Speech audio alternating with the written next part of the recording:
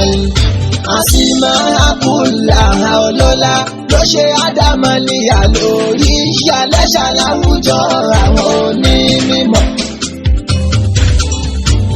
Ìmọ̀ yẹn pọ̀ púpọ̀ kò kéré alákùnlé fani lọ́ba ni ó jẹ́. Ó tó wá ní ìyànràn gan wípé àṣẹ ìhùwà Ádámù ló kọ́ wa ní kéwù.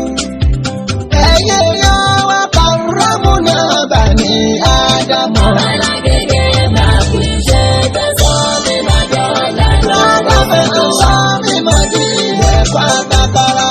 Alágége Máa kú iṣẹ́ bàbá.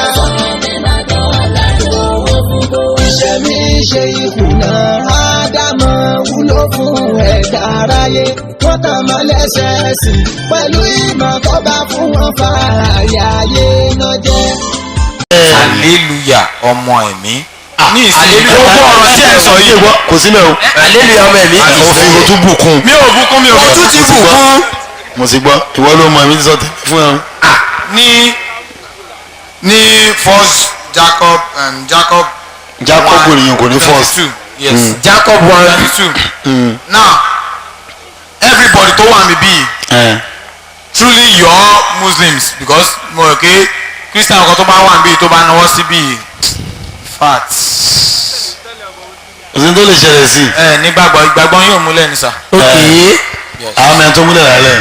ìgbàgbọ́ yóò múlẹ̀. ìbí òun náà là ń rí. nínú Jacob 1:22 ó ní ṣùgbọ́n kí ẹ jẹ́ olùṣe ọ̀rọ̀ náà. kí ẹ jẹ́ olùṣe ọ̀rọ̀ náà. ṣé wọn kẹ ẹni àwọn kan. ọ̀rọ̀ wo. ṣé wọn kẹ ẹni ibìkan nu Bible. fi sórí nílẹ̀ ọ̀rọ̀ wo. ọ̀rọ̀ wo ni kí a máa ṣe. ọ̀rọ̀ tí a kà nínú Bíbélì. èwo la kà ọlọ́run bàbá tí ò lákọọ́lẹ̀. ó lákọọ́lẹ̀ mi rántí báàsì ẹ̀. kò sí ní ara ni ọlọ́run bàbá. ó wà kò sí àní kò sí. ó wà ń bẹ́ẹ̀. kò sí ní. I read it yesterday. èmi ní kò sí ọlọ́run bàbá kò sí I mẹ́. said it was there. ok mo ti gbọ́. rántí ẹ. not now. ọ̀rọ̀ wo. ṣùgbọ́n kàkà ilé. bí a jẹ́ olùṣe ọ̀rọ̀ náà. olùṣe ọ̀rọ̀ náà. ọ̀rọ̀ wo. kí o má sì ṣe olùgbọ́ nìkan. kí o má sì ṣe olùgbọ́ nìkan. ọ̀rọ̀ wo. ọ̀rọ̀ ẹ jẹ́ kọ́kọ́ sọ ní ti ẹ̀yin mùsùlùmí kìtù ẹ̀ tó mo sọ ní ti àwọn ọmọ náà. ok. irú àǹtí Ẹ̀lìn. ok. tí wọ́n ní ṣé táwọn bá ti jẹ́ mùsùlùmí tán àwọn ti wọ ìjọba ọ̀run. bẹ́ẹ̀ni. ẹ jọ ṣé tí èèyàn bá jẹ́ mùsùlùmí téèyàn bá dẹ́ṣẹ̀ kò ní kó túbọ̀ àbí kó tọrọ dárí jẹ̀ṣẹ̀ àbí kó ṣe kínní tó bá kàn ti jẹ́ mùsùlùmí kó máa lọ́jọ́. bí wọn bá ti jẹ́ mùsùlùmí ọpọlọ máa pé ni. gba ok àwọn tó jẹ́ Christian ọpọlọ wọn pé. máa wò ó tiẹ̀. yóò rọ̀ jù. sá ọmọ tó gbọ́dọ̀ wọ̀ ṣe pé.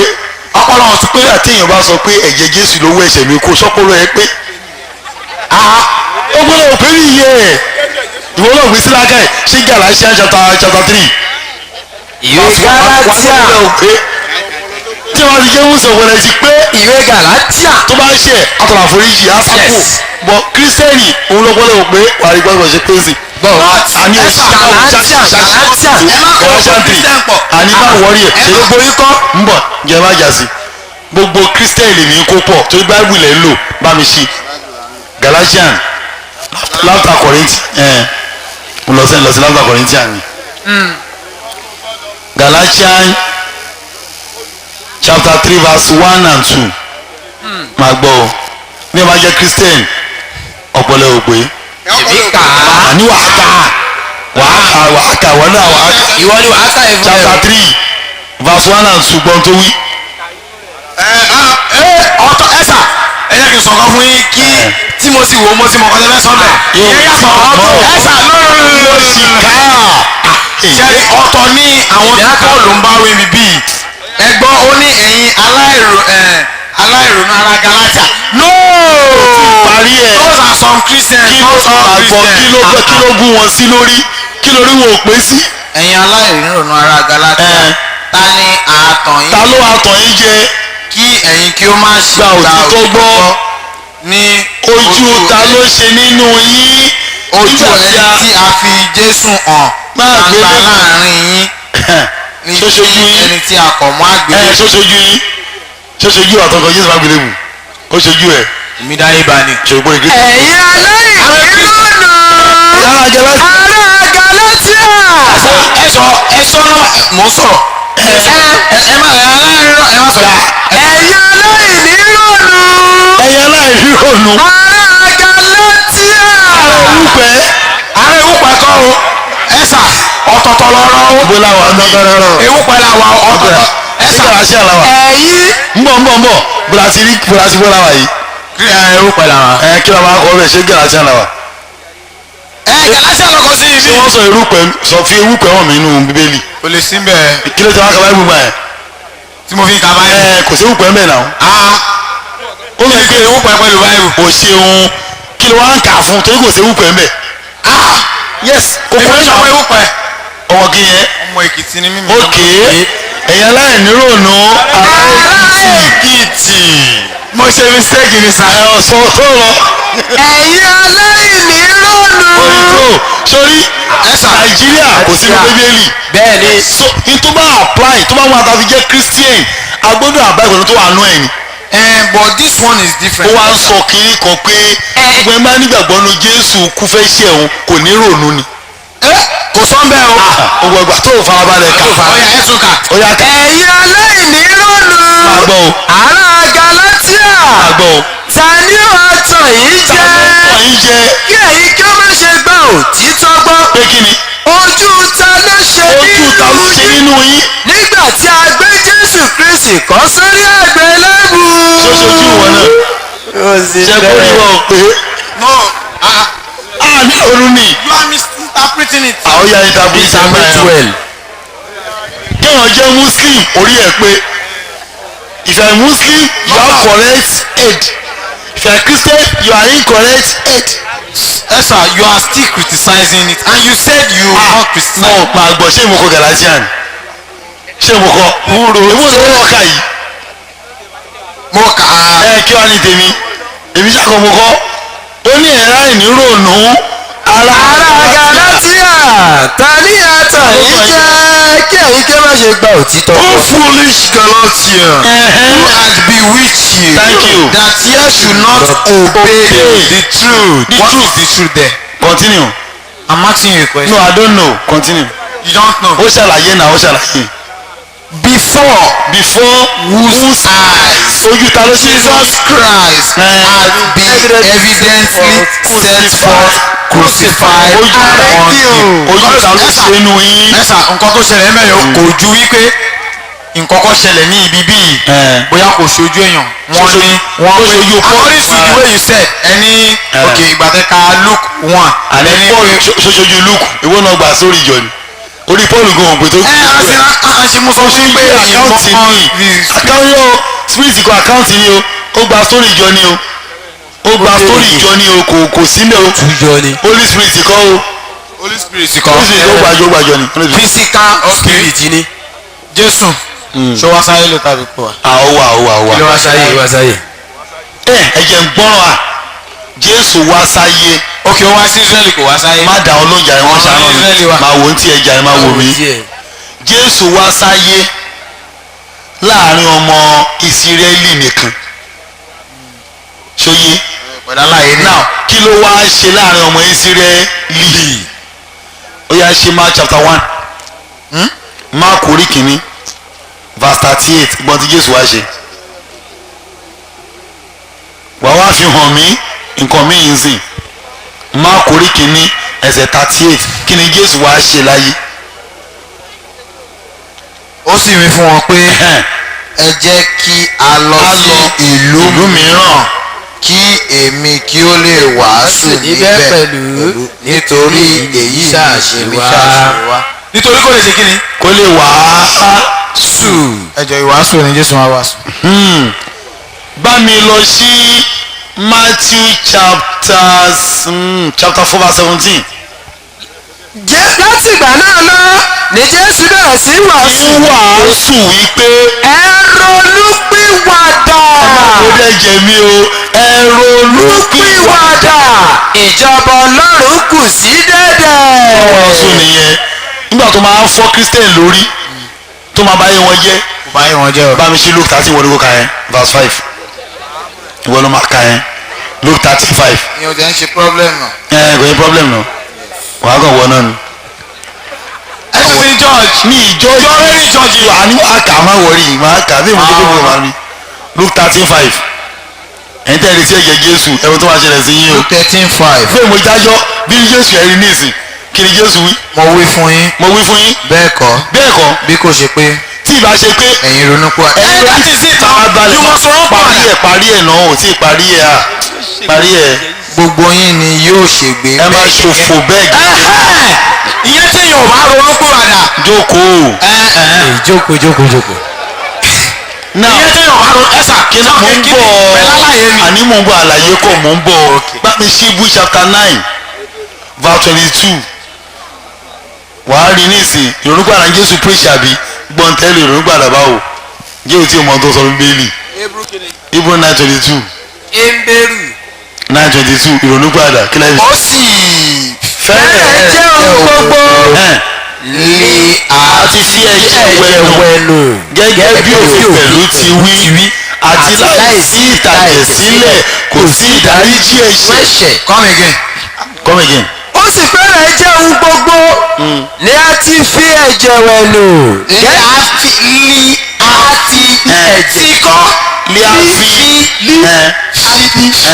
ẹ̀jẹ̀ wẹ̀nù gẹ́gẹ́ bí òfin pẹ̀lú ti wí. o pẹ̀lú òsín bẹ́ẹ̀ o gẹ́gẹ́ bí òfin that's all àti láìsí ìtàjẹ̀sílẹ̀ kò sí ìdáríjì fún ẹ̀ṣẹ̀. fagbọ́dọ̀ rẹ jẹ kátó lè dáríjì kò ní sọ àforíjì Ọlọ́run foríjì mi lọ́wọ́ àwọn ẹ̀hún. irú ẹ̀jẹ̀ o.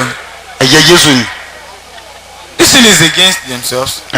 ìwọ náà rí báyìí. no ìyíntẹ́sọ ni kí ni Bíbélì pé ìyíntẹ́sọ lè fi sọ pé wà èké èwo sára ni wọn. sọ èwo ló àgé sa. ìyíntẹ́sọ ni o. Jésù ní tẹ́ẹ̀bà onípò àdá. bẹ́ẹ̀ kọ́ ó ní bẹ́ẹ̀ kọ́. bí kò bá ṣe bí ẹ bá ronúpìwàdà ṣùgbọ́n sì gbogbo ilẹ̀ ó ṣègbé síbẹ̀. ilé wa sọ fún ibo ni bẹ́ẹ̀ kọ́ yẹn gẹ́. Luke 30:5 ní. ewo má ti bàbá ẹni o. orí kẹtàlá ìyẹn ló fẹ́ dojú rú o. ẹsẹ̀ karùn-ún. rọra báàkì báyìí.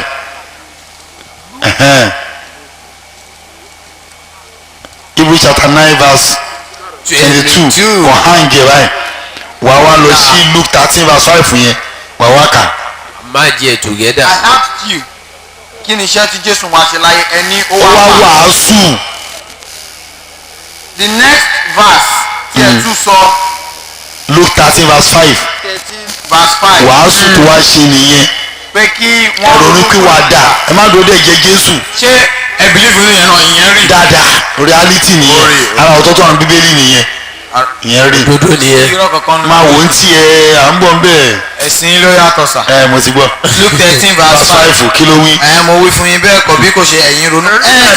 ṣẹ́rí ẹ̀sà yóò ṣègbé bẹ́ẹ̀ ẹ má bínú ṣẹ́rí kìíní ẹ bá mi ṣe Roman 7:7 kí ló sọ bẹ́ẹ̀. Kí ló sọ? because nísìn wọ́n ní bí kò ṣe pé ẹ̀yin ronú pìwàdà gbogbo ẹ̀yin yóò ṣègbé síbẹ̀ gẹ́gẹ́. ẹ̀sà tí gbogbo tí a bá ronú pàdà èyí tó bá ronú pàdà ó máa rí kíní wọ̀. irọ́ ronúpìwàdà báwo Bíbélì sọ pé láì sí ìta ẹ̀jẹ̀ sílẹ̀ kò sí ìdáríjì fún ẹ̀ṣẹ̀. wọ́n ká ronúpìwàdà láti ìtàjẹ̀ lẹ̀. ẹ̀jẹ̀ ọlọ́mẹ́ta lẹ̀. ẹ̀jẹ̀ Jésù ni. ọ̀sán rẹ̀ ti ta lẹ̀. ntàlẹ̀ ọ̀sán ta lẹ̀ sẹ́yìn. lójú ìsì ẹlẹ́yìn tàlẹ̀. no wọ́n ti ta according to the scripture. ògbọ́n tí Jésù wí ni Jésù sọ pé tẹ́ ẹ̀ bá ronúpìwàdà ẹ̀ ní rọrùn wọ̀. ẹ ṣègbè Bíbélì wa sọ pé gẹ́gẹ́. Bíbélì wa sọ pé láì sí ìta ẹ̀jẹ̀ sílẹ̀ Jésù dákẹ́ o kò sí ìdáríjì fẹ́ ṣe o. àbí kò kú. èyí tó sọ ẹ̀ wàhálà àti ẹ̀ nìyẹn. ìgbàgbọ́ ẹ̀sà ìgbàgbọ́ ní kálukú ọ̀tọ̀ọ̀tọ̀. ìgbàgbọ́ kọ́ o Jésù ló sọ̀rọ̀ pé ọ̀gá pé tá a bá ronúpìwàdà àní rọrùn wọ̀. Pọ́ọ̀lù wa sọ pé Jésù irọ́ ló pa. ọ̀gá tá a bá tí ì ta ẹ̀jẹ̀ sílẹ̀ Ọlọ́run ní dáríjì wa. Pọ́ọ̀lù sọ pé Jésù ìran ló pa Pọ́ọ̀lù kan ọ̀ràn tiẹ̀ sínú Bíbélì ni o. ká gbàgbọ́. ẹni tó bá létí ni kó gbọ́n tẹ́mi sọ o. èwo ni ká gbàgbọ́. kò sí ní tí a lè gbàgbọ́ ń bẹ̀. ṣé ká lọ kí tí gbàgbọ́ èèyàn bá rọ̀ mọ́ ni ágbèsì ìtẹ̀jẹ̀ sílẹ̀ ní inú májẹ̀mú láéláé bọ̀ èyí ń ṣe é nìyẹn. wọn ò ṣe bẹ́ẹ̀ o. wọ́n ṣe bẹ́ẹ̀ sà. wọ́n ṣiṣẹ́ ni Ọlọ́run rán wọn. wọ́n ṣe mistake. wọ́n ṣe mistake. bámi ṣe Isaiah chapter 1 ṣì verse 11 wọ́n ṣe mistake ni. káàrán wọn lẹ́jẹ̀ tálẹ̀ ẹ̀jẹ̀ bò àwọn tó fẹ́ jẹ màálù àwọn olè àfa. àwọn alátẹnujẹ. má ṣe olè làwọn àfa Isaiah 1 verse 11. pé àwọn pásítọ̀ lè fẹ́ kẹ́ àwọn àpá àfa pásítọ̀ lè fi ń bú látà. pásítọ̀ náà ni mò ń rí fàṣẹ àfa. àwọn àwọn àlùfáà ìjọ àìsàn verse 11 àìsàyà olúwa ni táwọn iṣẹ́ gẹ́gẹ́ máa rúbọ àwọn olè 1 verse 11 verse 11 gbọ́n tó wí ọ̀tá olúwa ní kí ni ọ̀pọ̀lọpọ̀ ẹbọ yín já sí fún mi èmi kún fún ọrẹ sísun èmi kún fún ọrẹ sísun àgbò àti fún ọ̀rá ẹran àbọ́pá bẹ́ẹ̀ ni èmi kò sì ní inú dídùn sí ẹ̀jẹ̀ akọ màálù tàbí sí ti ọ̀dọ́ àgùntàn tàbí sí ti òbúkọ nígbà tí èyí wá láti fi ara hàn níwájú mi ta ni ó béèrè èyí lọ́wọ́ yín ta ni ẹ lọ rúbọ láti tí àgbàlá mi. nítorí mi ní fún àwọn àrè o ọlọ́run kan lọ rúbọ ọlọ́run rán wọn lẹ́bọrú rárá ọlọ́run ọmọ ẹsẹ̀ yìí ni òkú ọmọ tó lọ́wọ́ sọ ni táwọn ọlẹ́bọrú. àwọn náà wọ́n ṣe. ọlọ́run rán wọn olódo ni wọ́n. olódo kọ́ ni wọ́n. olódo ni wọ́n táwọn ọlẹ́bọrú. according to ìwé Genesis nígbà tí. ọmọ ẹsẹ̀ ò ti bẹ̀rẹ̀ nígbà yẹn o. ṣé ọ̀run rúbọ bàbá bọ̀ rúbọ. ọlọ́run àgbìmọ̀ sọ ọlọ́run ìfà sọmọ Ísírẹ́lì pé mi rán ilé boru wọ́n ti rú ẹbọ orí tọ́lọ́run gbàgbà sọ ọlọ́run lòun fẹ́ bọ mọ́. wọ́n ti stop ẹ̀ kí Jésù tó dé ni wọ́n ti stop ẹbọ kí Jésù tó dé ṣebí kéèlà ṣe bẹ́ẹ̀ rúbọ àbí ọlọ́run gbàgbọ́ gbà kan bí bíbí ṣe gbé wa kò sí wàhálà bọ́ ọmọ Ísírẹ́lì gbọdọ̀ rúbọ mọ́ ọlọ́run nídìí ẹbọ yẹn get out nígbà tí Jésù wá dé àwọn Kírísítẹ̀ wá sọ fún wa pé ẹgbẹ́ tó ń sọ fẹ́yìn pé irú àyín ló sọ fún ẹ̀yin Kírísítẹ̀ náà sọ fẹ́yìn Muslim pé kí ni pé irú àyín sọ fúnra yín àtúbẹ́ ni wọ́n sọ fún yín pé ní. irọ́ mo láwọn Kírísítẹ̀ sọ fúnra wọn àwọn àbáwọn kí ló kọ sí wa pé kí ni pé Jésù wá kú fẹ́ ṣe ẹ̀ wọn pé jẹ́ pé bìkọ́sì ẹ̀jẹ̀ tán lò tẹ́lẹ̀ ẹ̀jẹ̀ màálù ni bọ̀jẹ́ ò ti wá dé wá fẹ́ jẹ́ kó gbogbo ẹ̀ kólẹ̀ irọ́ náà pa fún wa tó kò kọ Jésù rárá. Well, according to my own understanding in the book of Matthew 5:17 he said ẹ má ṣe rò pé èmi wá láti pa òfin tàbí àwọn wòlíì run. èmi kò wá láti wá pa àrùn bí kò ṣe láti wá mú iṣẹ́. kí ló fi àwọn wòlíì. lóòótọ́ ni mo ṣáà sọ fún yín títí ọ̀run ayé yóò fi kọjá ohun kínkínní nínú òfin kì yóò lọ láláṣẹ bó ti wù kí ó rí òfin Ọlọ́run òfin tí ò ní di ẹ̀jẹ̀ Jésù rárá. èwo ni èké nínú there was the purpose of him coming to this life is to preach the gospel. ó tán not to die for our sin. not to die for our sin. at all. he came to die for our sin. he has not come. show me where he have come. died on the cross of Calvary. no wait now. Okay. show me in the Bible where Jesus said because I have come to this world to die for your sin. I have come to or die for your sin. God has sent me to die for your sin. jẹ́ mo tún mú kan wá bá mi ṣe Luke chapter 3 chapter 4 verse 43. Luke chapter 4 verse 43. verse. down ìrókò ńlẹ̀. kọ́tàn ọkọ̀ mi ti parí o ọ̀rọ̀ sì pọ̀ nù. Luke 4:43. Luke 4:43. wọ́n sì wí fún wọn pé èmi kò lè ṣáà wàásù ìjọba ọ̀run fún ìlú mìíràn pẹ̀lú nítorí láìṣe iṣẹ́ àṣírán mi. nítorí èyí gbàngà. Jésù wípé Jésù sọ pé ṣùgbọ́n wọ́n wí pé wọ́n wí kọ́kọ́ Jésù ló sọ̀rọ̀ ṣùgbọ́n ó wí fún ọ pé ta ni ó yẹ ní fásitì. bọ́n ìwà nù báyìí nìkẹ́. no àgbọ̀dọ̀ àgbì ta ni ó yẹ pronoun ìta ló rí fásitì. Jésù náà ni bọ́ọ̀lù kọ́ má fi yẹn confuse. ẹ̀kọ́ lè yáwọn èèyàn ní ó yẹ kò ní yé wa. kò sí ìtòkọ̀ àwọn bẹ̀rẹ̀ ṣèbí Muslim everybody. agbọ́dọ̀ lo pronoun yẹn gẹ́gẹ́ bí noun ó sọ̀rọ̀ bọ̀ ni ó sì wí fún wọn pé ó yẹn ta ni ó yẹn represent that's a pronoun Jésù la máa lò ó torí kò ní yé wa. Jésù wí fún wọn pé ó sọ fún wọn pé èmi kò lè ṣàìmá wàásù ìjọba Ọlọ́run. èmi kò lè ṣàìmá wàásù ìjọba Ọlọ́run. fún ìlú mìíràn pẹ̀lú. nítorí náà ni asáàsì rán mi. ìwà àfihàn mi Bíbélì pé èmi kò ṣàìmá wà á kú la ṣe rán mi mẹ́rin. èmi kò lè ṣàìmá wà á kú fún ayé. torí ẹ̀mí àṣírò mi. bẹ́ẹ̀ sọ ẹ̀ kò sí bẹ́ẹ̀ pé bóyá èmi kò lè ṣàmárà má wà á kú. kí wàá ní ìṣòro wa ń gbà yẹn kí ni Jésù wá ṣe that's the purpose that's his mission kí ló wá sùkù gbogbo ẹni ọ̀dà àwọn secondary ní lọ́lọ́pàá mọ̀. ó kú lóòótọ́ àbí kò kú. mi gbọ́. ó kú lóòótọ́ àbí kò kú. ó kú naturally. ó kú ọ̀kan. ọ̀kan mọ́gi. báwo lè kú sá. àló kú naturally. ó kú naturally. naturally ló kú. bí mo yẹ kú naturally. bolo wà ní báìbù. lákọọ́lẹ̀ báìbù ò pé náà kò kọ́ pé òun náà jẹ́wọ́. báìbù kọ́ pé. bá mi sí John chapter 21. ẹ sà ẹ bá mi sí John 14 verse 13 níbẹ̀. okay. John 14 verse 13. okay. ohunkóhun tí èyí bá sì béèrè ní orúkọ mi òun náà ni èmi ò ṣe kí a lè yin bàbá lógo nínú ọmọ. kí ni 14 ẹ sọ. bí èyí bá béèrè ohunkóhun ní orúkọ mi èmi ò ṣe ilé. 15 ẹ. bí èyí bá fẹ́ràn mi ẹ ó pa òfin mi mọ́. òfin wo lẹ pamọ́ church. olólùfín òfin ilẹ̀ ń pamọ́ òfin ilẹ̀ ń pamọ́ church. òfin tá a pamọ́ church à ń pa òfin mọ́. òfin wo òfin èwo. bí èyí bá fẹ́ràn mi ẹ̀yin ò kò òfin mi mọ́. irọ́ òfin Ọlọ́run báwo. ìyẹn ṣe òfin Jésù. òfin Ọlọ́run Exodus 20. irọ́ òfin Jésù lówó ẹgbẹ́ tó wí ni. Jésù ní pé bí èyí bá fẹ́ràn ẹ bá fẹ́ràn mi Jésù. ẹ ó pa òfin mi mọ́. kí ló òfin Jésù. tẹ pamọ́. tẹ pamọ́ òfin Jésù ṣe fún Ọlọ́run òfin Jésù. òfin Jésù. ẹ̀wọ́ lẹ pamọ́.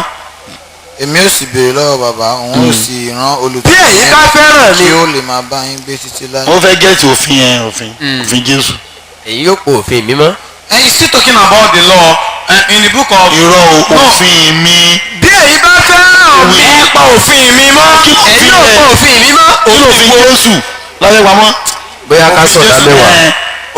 òfin wo lẹ́fẹ̀ẹ́ pamọ́ tí Jésù gbé wa. òfin mi. òfin tí Jésù ní ká pamọ́. àbùkún.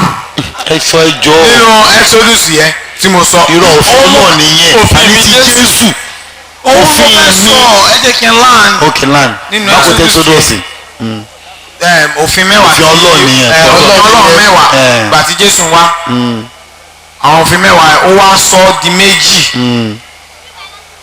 nínú méjì tó wá sọ di yẹn. ọgbọ́n tí mò ń sọ Jésù sọ bí èyí bá fẹ́ràn mi ẹ̀yin ò pa òfin mi mọ́. kí lòfin Jésù. òfin Jésù kí a fẹ́ràn Olúwa Ọlọ́run wa gẹ́gẹ́ bí ara wa èkejì kí a dẹ̀ sì fẹ́ràn ọmọlàkejì wa. òfin Jésù ó tán káṣí panṣágà òfin Jésù kọ́. òfin Jésù náà ni. bọ̀lẹ̀ rí ẹ. bọ́ tábà ní fi ara wa ní ṣe gbogbo yẹn so the law is under it. ara àfẹ́ náà ni. ara àfẹ́ ni káṣí panṣágà. ṣáà àfẹ́ kọ́ ni. ṣáà àfẹ́ kọ́. ara àfẹ́ kọ́ sà. ara àfẹ́ kọ́. tí bá nífẹ̀ẹ́ ọmọlàkejì mi ní ṣe panṣágà pẹ̀lú ẹ̀. ok a lè jalè. àtọ̀. a lè pààyàn. àtọ̀ láyé a ní ṣe gbogbo yẹn. a lè gbogbo òfin yẹn ti Jésù kò tọ́ lọ́ọ̀ ni ti Jésù kọ́. bí èyí bá nífẹ̀ẹ́ ẹ ò bá fẹ́ràn mi ẹ ò bá òfin mi mọ́. òfin tí gbogbo sáka ẹ̀ tọ́ lọ́ọ̀ ni ti Jésù kọ́. Ọlọ́run Jésù náà ló sọ bẹ́ẹ̀ o. òun ló ní pé òfin pé kí a fẹ́ràn Olú Ọlọ́run wa gẹ́gẹ́ bí ara wa. ọgbọ́n tí mo sọ mi ò jiyàn sẹ́ òfin ti Jésù ni pé ká mọ Ọlọ́run lẹ́yọ̀ kan ká lè fẹ́ mọ̀lá gẹ́gẹ́ bí ara wa. ìyẹn kó ti classify gbogbo òfin àti panṣágà àti àgbẹ̀ both God and the Lord. ó ní ẹ pé òfin tèmi mọ́ kí lòfin ẹ bá tiẹ̀. fẹ́ràn mi ẹ̀yin ò pa òfin mi mọ́. kí lòfin tiẹ̀. tẹ̀fẹ́ pamọ́. tẹ́fẹ́ pamọ́. kí ni 14 yẹn sọ John 14 verse 1. kí ló sọ. ó ní ẹ má ṣe jẹ́ kí ọkàn yín dàrú. ẹ gbọ́ Ọlọ́run gbọ́ ẹ gbà mí gbọ́ pẹ̀lú. kí la fẹ́ gbàgbọ́ Jésù. nǹkan tó fẹ́ gbà òṣèlú ẹni ó wá sáyé wá wàásù.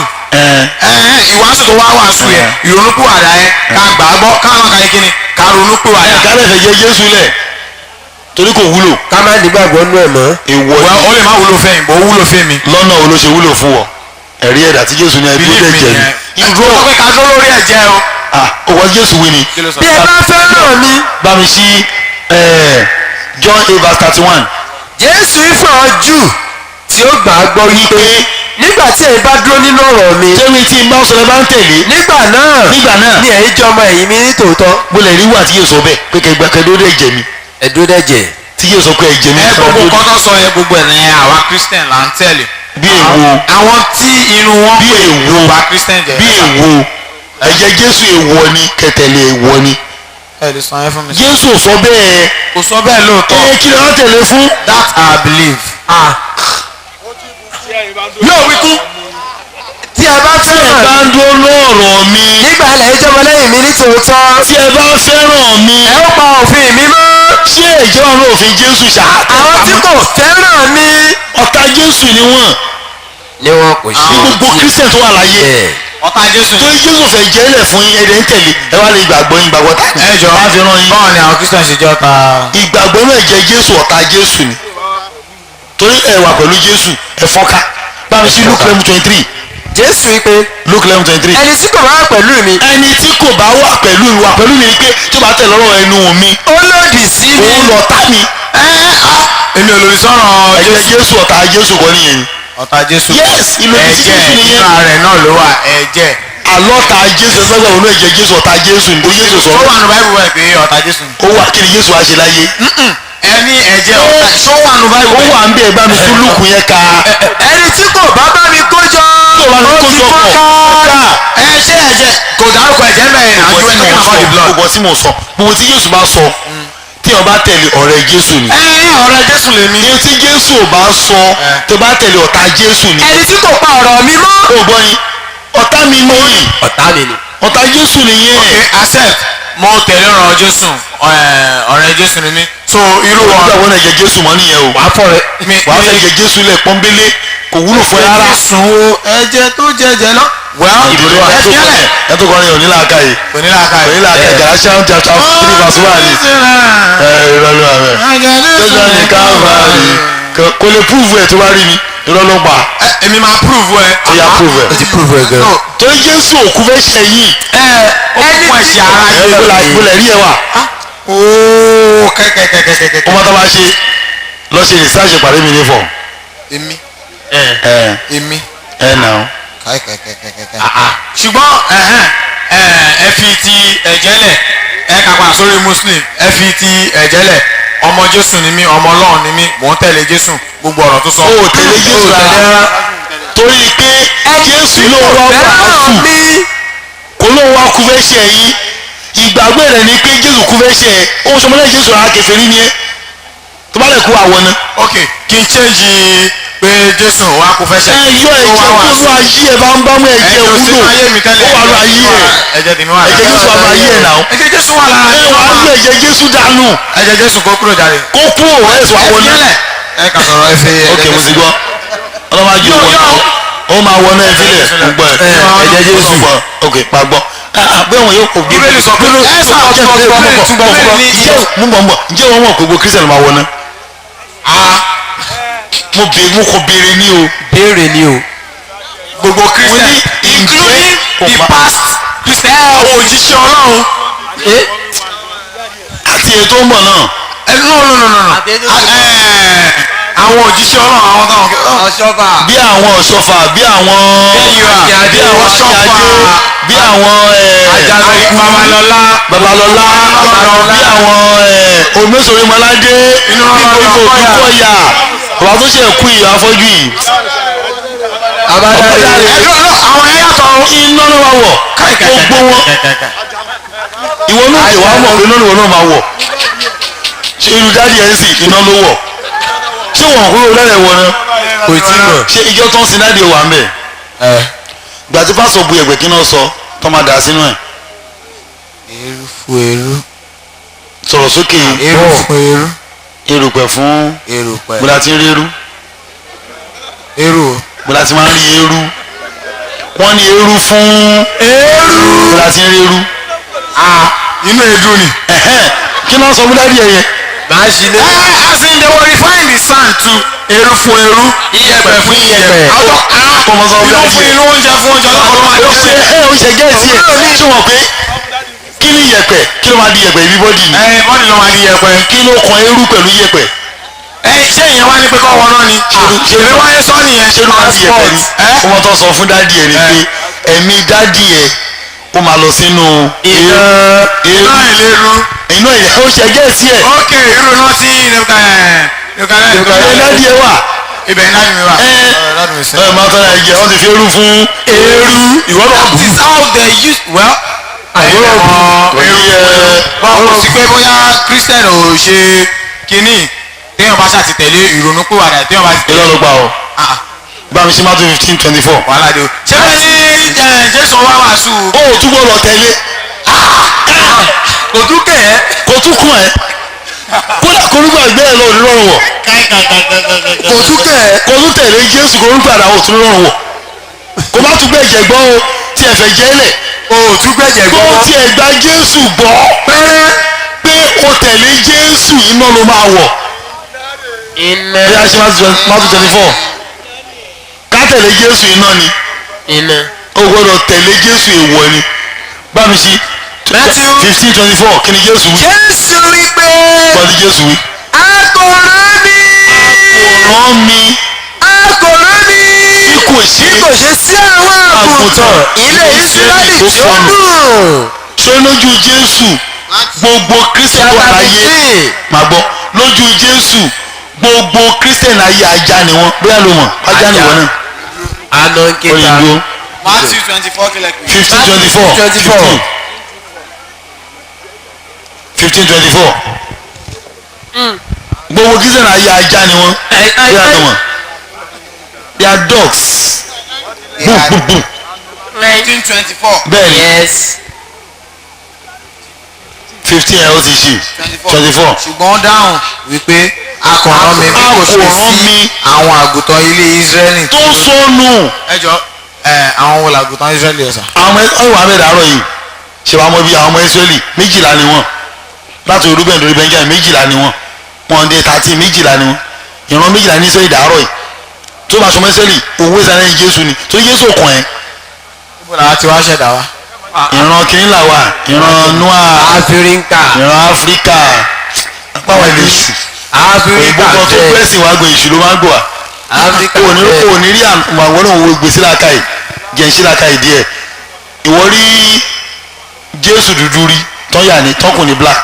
tọkùn ní black. Mósè kọ́lọ̀ ọ̀run àfi ṣe white. máa gbọ́ ṣe white Ádámọ̀ white Éfà òyìnbó.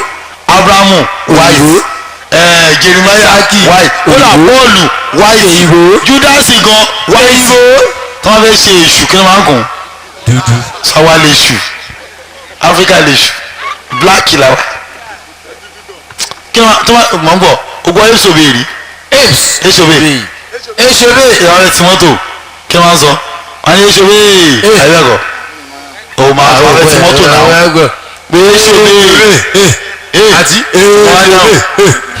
ìṣòbe ògbà èṣòbe rí ṣòbe. ẹ̀hẹ́n o mọ̀ túmọ̀ ẹ̀hẹ́n gbọ́ngbèlè sẹ́nu gbọ́ngbèlè èṣòbe ni pé apes òbe ẹ̀yìn ọ̀bọ o ó yẹ dáhùn àwọn ni apes ọ̀bọ apes àwa nọ́mbà wí àwọn ni apes táwọn sọ bẹ́ẹ̀. àwọn òyìnbó òdi tí wọ́n nìyẹn. àwọn bọ́là wà dúdú ni wà fóòkà wà kún apes ni wà ọ̀bọ wọ́n máa ń ṣe lọ́gbà ìsáàsì kí ni dá àwọn tó wà mẹ́rin lóhùn. so kò sí pẹ̀lú gbogbo atótónu àti àtòrò. kò sí wàhálà Jésù náà sọ bẹ́ẹ̀. ó ní kíni. bá mi ṣí John 6:44. Jésù wí pé ó sọ bẹ́ẹ̀. ẹnikẹ́ni kò lè wá sí ọ̀dọ̀ mi. ó lè wàásù. bí kò ṣe pé bàbá tó rán mi bá fà á. nífà yẹn kí n wí kó gbọ́ ọlọ́ọ̀ni. ẹ tún kà kílẹ̀ kàn fẹ́ náà. John chapter 6 verse 44. verse 44. lọ gbá rìsáàsì yẹn pàdé mi jọ mẹ́jọ. ẹ máa kíyèsí èké àwọn èké wòlíì. irọ́ ọ̀tọ̀ ní tó fẹ́ kà. ẹ mọ̀ mọ̀ mo sọ fún yín ni. wọ́n ti wá ní àwọn àgùntàn ṣùgbọ́n àpárá ìkókò ní wọ́n. nípa èso wọn ni ẹ ó fi mọ̀ wọ́n. àwọn pásọ ìlú tó ń bá wí yẹn o. àwọn alàgbà nìyẹn. àwọn alàgbà nìyẹn. àwọn alàgbà nìyẹn. àwọn lè John 6:44 mo fẹ́ lò ó. John 6:44.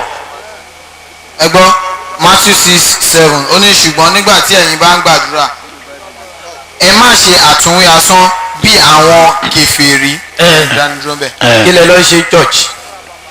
robo skara baba.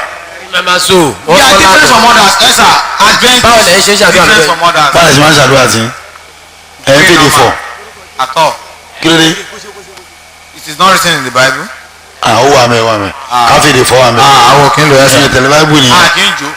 ẹ̀ ń lò ó kì. a kì í jó. ẹ̀ ń jó. a kì í lùlù. ya a kì í lùlù. tí ń tún yàtọ̀ bọ́ẹ̀ kì í dijú gbàdúrà. sá. ẹ̀ ń dijú gbàdúrà. a máa lajú ni. tó bá wọn ẹ̀ lajú bó wọn kò jú bọ́. ẹ̀ ń sọ̀dá mẹ́wàá. as in for the building of the church. ẹ̀ kì í sọ̀dá mẹ́wàá. a kì í sọ̀dá mẹ́wàá. kí ló dé. mi mọ́. nga bọ́ẹ̀ kí forúkọ Jésù gbàdúrà. ẹ máa fi orúkọ Jésù gbàdúrà náà ó ní Philippians 2 verse 9 ó ní àti fún orúkọ kan tó ju gbogbo orúkọ nípa ní orúkọ Jésù kí gbogbo ẹkún kó ṣe kí ni kó wọlé. ṣé Jésù ló sọ bẹ́ẹ̀. Jésù jẹ́ ń gbọ́ràn ń bẹ́ Jésù ló sọ bẹ́ẹ̀ Jésù ló sọ̀rọ̀ yẹn. Bíbélì inú Bíbélì ló wà. now ṣé wọn náà gbẹ́kẹ̀lé orúkọ Jésù nìyẹn o. gidi ṣé Matthew 12 gbé láti verse 15 to 21 ó gbẹ́kẹ̀lé orúkọ Jésù bá gidi dájú ẹ̀gbọ́n gbẹ́kẹ̀lé tó fi kú ni gan láti verse 15. ó ti yá.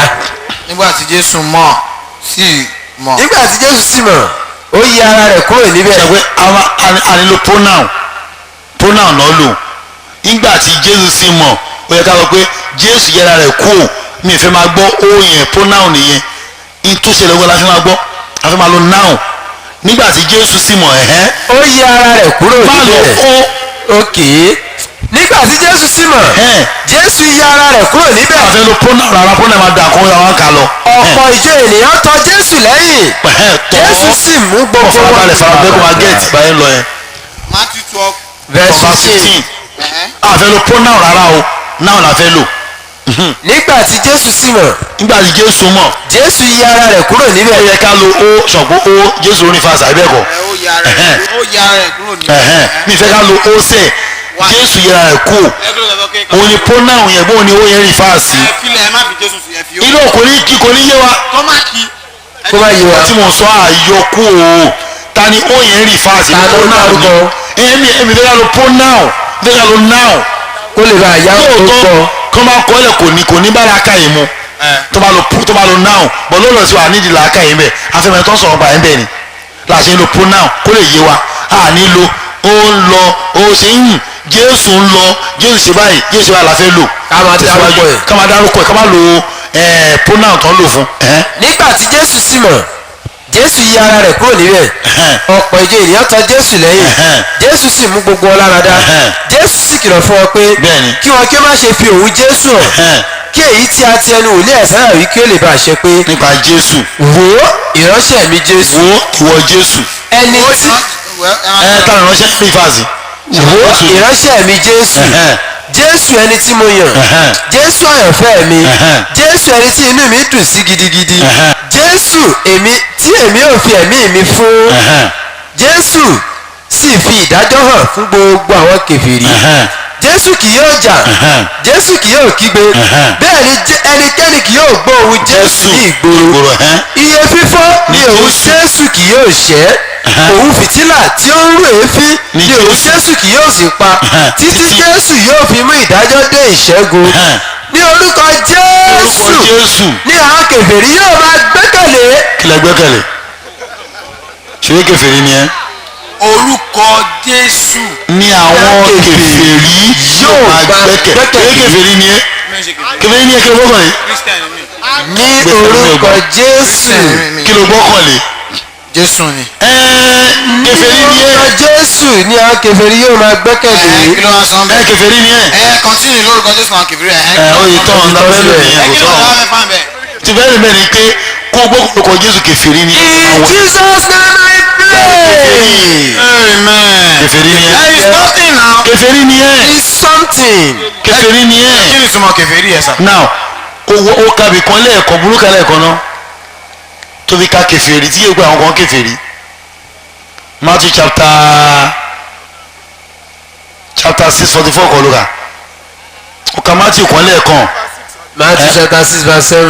Matthew verse 7. sẹ́rí ibi tẹ̀ka yìí nìsín ibi tẹ̀ka ẹ̀kọ́ ká ibẹ̀ ẹni we need to kàdé sálẹ̀ kẹ́ mọ nǹkan tí ó ń sọ bẹ́ẹ̀. ẹ má kà lọ kèfèrí yóò máa ẹ má bẹ̀rẹ̀.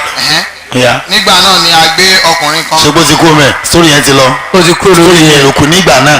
ní sọ mí ní kankan mọ́. kò jọra wọn sẹ́yìn tí mo sọ ni pé kó gbàgbọ́ lórúkọ Jésù kèfèrí ló jẹ́ bí ẹni pé ń kèfèrí gbogbo ìjísọ́ náà pé ya kèfèrí lè máa wọná Jésù ló sọ bẹ́ẹ̀ lẹ́ẹ̀kan náà ìwọ àwọn kèfèrí tó kà lẹ́ẹ̀kan yẹn ló jẹ́ kí n rántí báàsì yẹn pé kèfèrí máa ṣe ọ̀bọ tí mo bá sọ̀rọ̀ yìí kẹ́ ìwọ ló yọ mi létí kèfèrí ni ẹ́ mo ṣe rántí báàsì ẹgbẹ́ àkèfèrí rè o kèfèrí. no.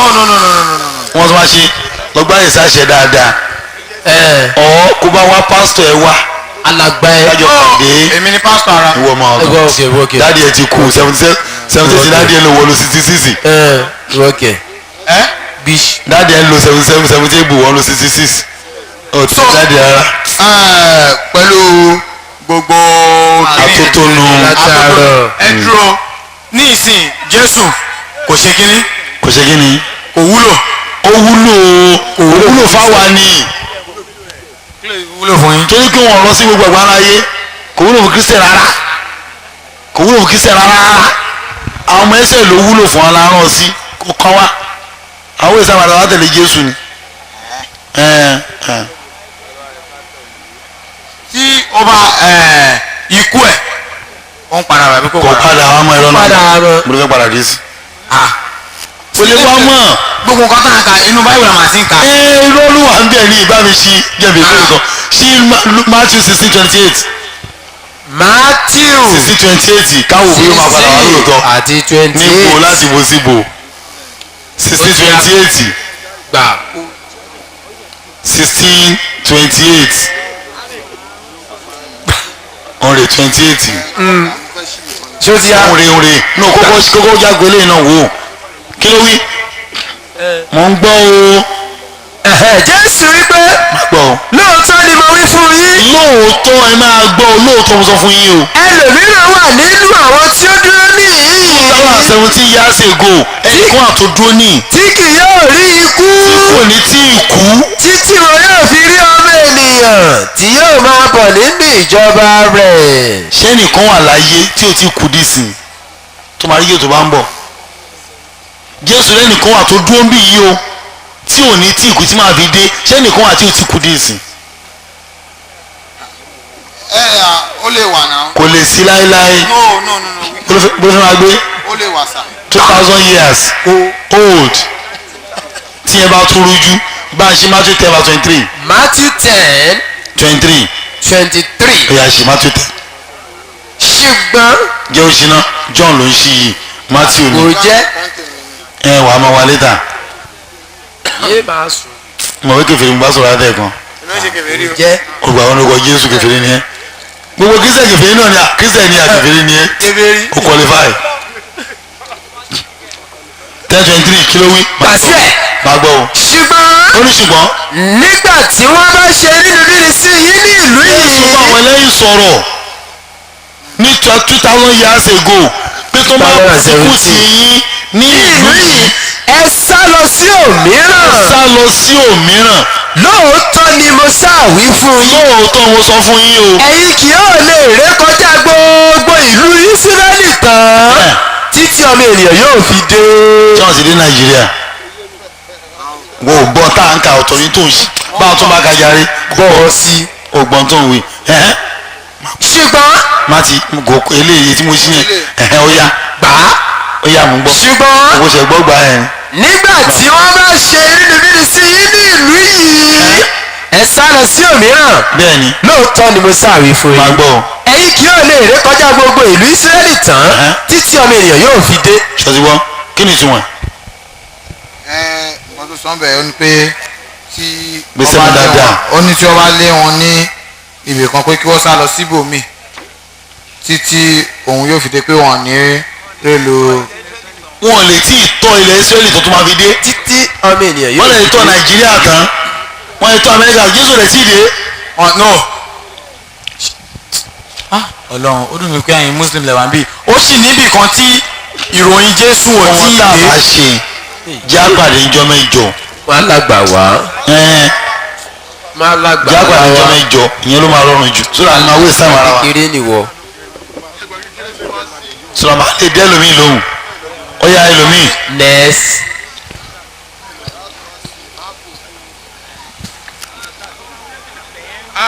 Ojúde.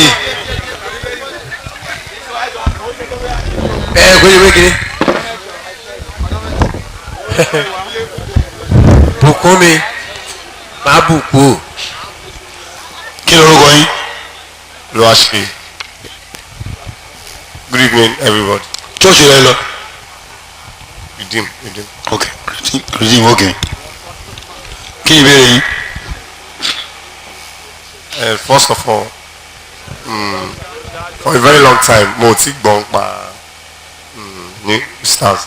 okay. It was recently on YouTube. okay. ni mo ti ń wo program yìí. okay. So there was I have a friend àjọwá bíbá so òun ti gbọ́n pa yín tẹ́lẹ̀. okay. mo pa mo ń wo program pẹ̀lú YouTube. okay. wọ́n á jẹ́ kí n mọ̀ pé òun ti gbọ́ so ever since then and download. okay àwọn videos yẹn. like 10. okay. okay. So mo fi pè mo ti pè é lẹ́yìn bíi méjì. mo pè bí i 2 days ago. okay. when is the next program. okay. mo mọ̀ wá. okay. okay. So my main question is that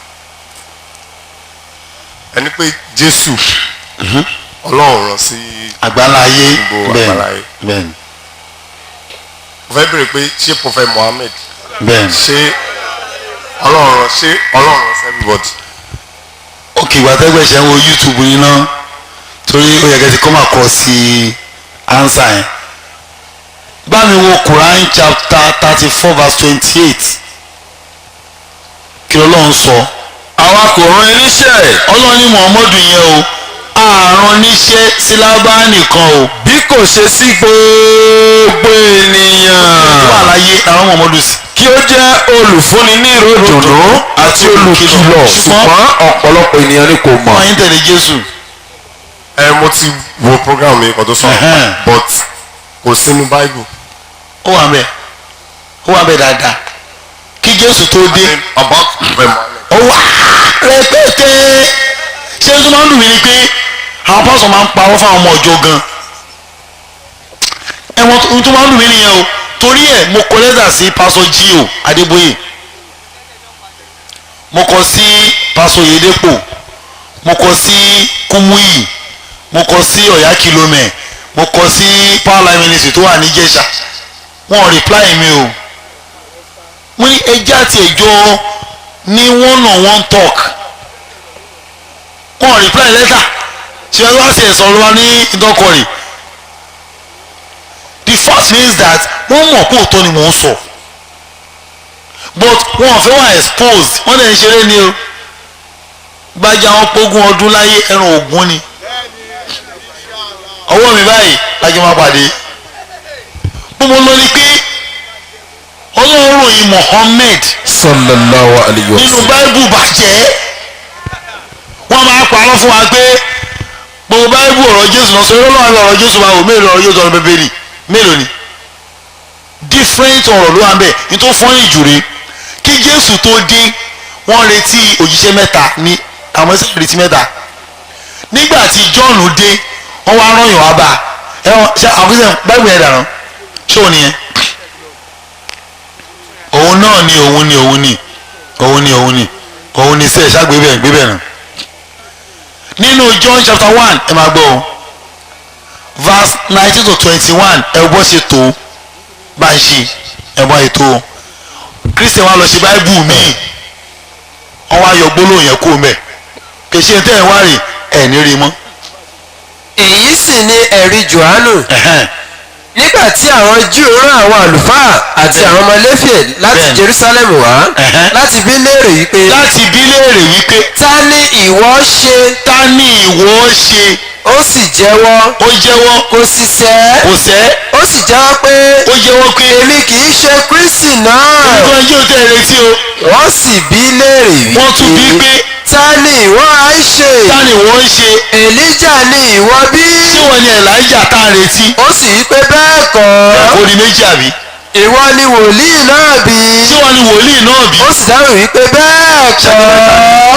ẹ wá tí Christian ní ṣe bá ń ṣí John 1:19-21 bẹ́ẹ̀ náà báyìí tó ń ṣe lọ́kọ rẹ̀ ní 2050 máa gbé òun rè wọ́n ṣe lọ́kọ eléyìí ni o tí wọ́n ti rí pé ẹ̀yin mú sí ẹ ti wo pé ibi tẹ́lẹ̀ máa gbà yọ sí wa rèé kò jọ ọmọ abáyé ń yẹ wọ́n lè bá yàrá wọn jẹ́ ni. gbàgbé àwọn babalágége tàná àṣesílẹ̀ Ádámù tàná akúrí ní ó gbàgbé yẹn o kò sí inú onímọ̀ tòní tí ó ṣàǹfààní mímọ́ bàbá Ádámù.